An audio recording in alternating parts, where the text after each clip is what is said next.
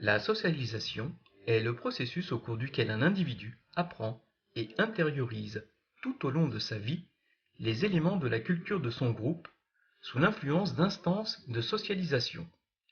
Ce processus est censé conduire à l'adaptation de l'individu à son environnement social. Nous allons tâcher d'éclaircir les termes importants de cette définition.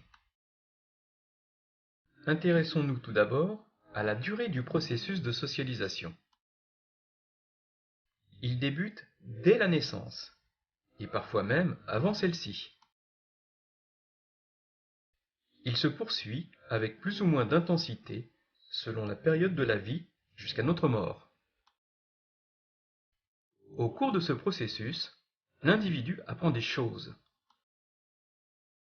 Apprendre, c'est acquérir des connaissances, des savoir-faire. Mais c'est aussi maîtriser sa façon d'être en société.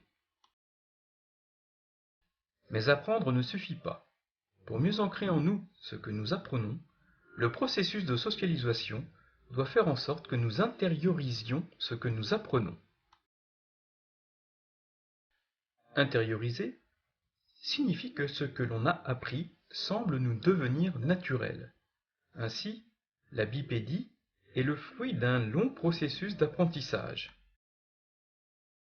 Mais lorsqu'il est maîtrisé, on oublie ce processus au point de considérer la marche comme quelque chose de naturel. Reste à savoir ce que l'on va apprendre et intérioriser. La plupart des choses que nous faisons, pensons, ressentons, ne sont pas naturelles, elles sont le fruit de ce processus d'apprentissage et constituent notre culture. La notion de culture au sens courant du terme renvoie à un ensemble de connaissances intellectuelles. Mais aux sciences sociologiques du terme, qui nous intéressent ici, elles désignent l'ensemble des modes de vie d'un peuple, toutes les manières d'agir, de penser et de sentir qui sont apprises et partagées. Nous ne nous intéresserons ici qu'au sens sociologique de la culture. L'ensemble des modes de vie d'un peuple désigne donc toutes les manières d'agir, de penser et de ressentir. Cela se traduit par un ensemble de valeurs et de normes qui orientent nos comportements. Les valeurs représentent des idéaux, des abstractions, comme l'égalité par exemple.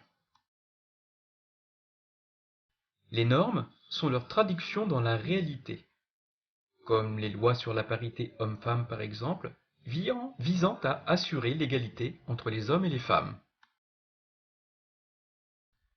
Cette culture est transmise par des instances de socialisation. Ces instances, ou agents de socialisation, peuvent exercer leur action socialisatrice sur tous les aspects de la vie de l'individu. C'est le cas notamment de la famille, de l'école ou de la religion.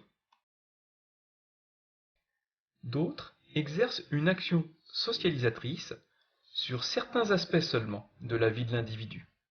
Ce sera le cas de l'entreprise, des associations ou des mass-médias, par exemple. Tout ce processus de socialisation a pour objectif de conduire à l'adaptation de l'individu à son environnement social, c'est-à-dire à faire en sorte qu'il y soit bien intégré, qu'il se comporte de manière acceptable par la société. On parlera alors de conformité de l'individu.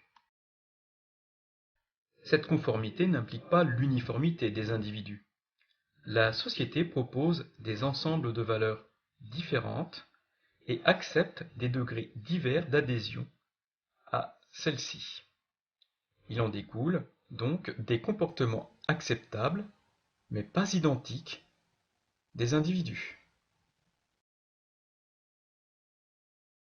Enfin, si le processus de socialisation permet en général de produire des individus conformes, il arrive parfois qu'il ne donne pas satisfaction, partiellement, voire totalement.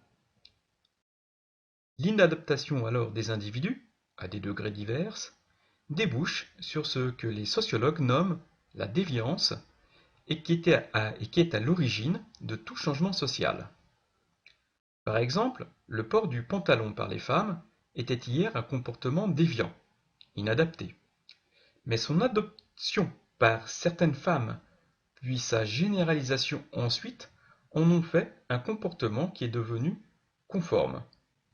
On remarquera au passage la diversité importante de ces pantalons qui ne débouchent donc pas sur une uniformité en la matière.